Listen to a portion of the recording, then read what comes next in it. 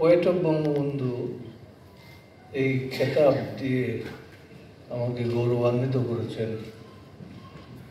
এটি আমার জীবনের সবচেয়ে বড় পাওয়া। আমি বাংলা একাডেমি পুরস্কার পেয়েছি, 21 পদক পেয়েছি এবং স্বাধীনতা পুরস্কারও পেয়েছি। কিন্তু আমি মনে করি যে ওই পুরস্কারগুলো অনেকে পাবে। প্রতি বছরই বাংলা একাডেমি পুরস্কার ঘোষিত হবে, প্রতি বছরই কিছু কবি সাহিত্যিক বাংলা একাডেমি পুরস্কার পাবেন। 21 পদক প্রতি বছরই ঘোষণা করা হবে কয়েকজনের নামে, তারা সেই পদক পাবেন। স্বাধীনতা পুরস্কারের ক্ষেত্রে একই কথা। স্বাধীনতা পুরস্কার প্রবর্তনের পর থেকে প্রতি বছর অনেকেই এই পুরস্কার পেয়ে থাকেন। এমনকি নোবেল পুরস্কারও প্রতি বছর অনেকেই পেয়ে থাকেন।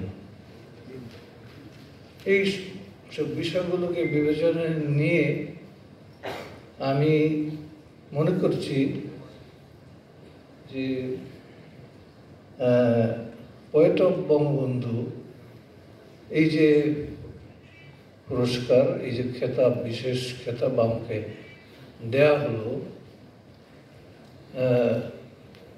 এর কৌলিন্য রক্ষার্থে নিশ্চয়ই লোক সম্পাদক বা তার কর্তৃপক্ষ প্রতি বছরই এরকম পুরস্কার প্রদান করবেন না।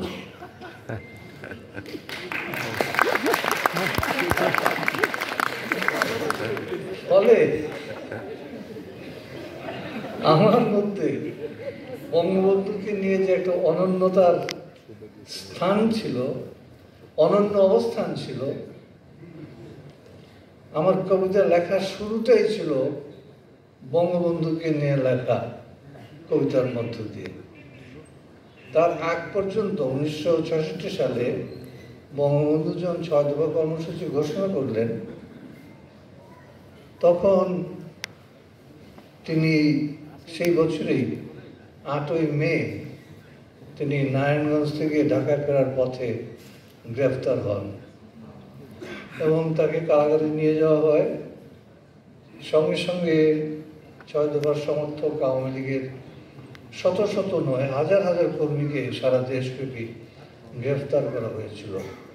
আওয়ামী লীগের নেতৃবৃন্দ সবাইকে গ্রেফতার করা হয়েছিল। ওই সময় আমি আনন্দমোহন কলেজের বিএসসি ক্লাসের ছাত্র ছিলাম।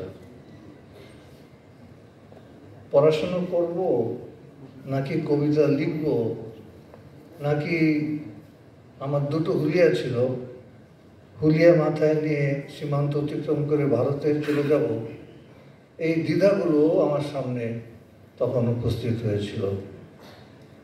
এবং তখন 7ই জুন 1966 সাল, 1966 সালের 7ই জুন বঙ্গবন্ধু সহ আওয়ামী লীগের কর্মীবৃন্দকে মুক্ত করার জন্য সারা দেশব্যাপী আওয়ামী লীগের ডাকে হরতাল আহ্বান করা হয়।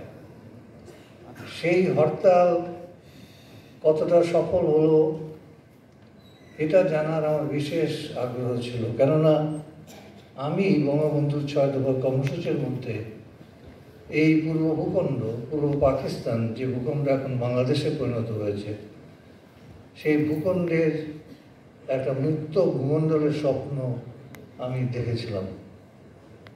আমার মনে হয়েছিল এই কর্মসূচি যদি বাস্তবায়িত হয় তাহলে শান্তিপূর্ণ পথেই পশ্চিম পাকিস্তান বিদায় নেবে। আর যদি এই 6 দফা কর্মসূচি ভিত্তিক শাসনতন্ত্র প্রণয়নে পাকিস্তানি শাসকরা বাধা দেয়, তাহলে একটা সংঘর্ষ তৈরি হবে। তখন আমার মনে হয়েছিল যে আমাদের রক্তের প্রয়োজন হতে পারে। আমার তখনকার লেখা কবিতাগুলো যখন আনন্দমোহন কলেজের ছাত্র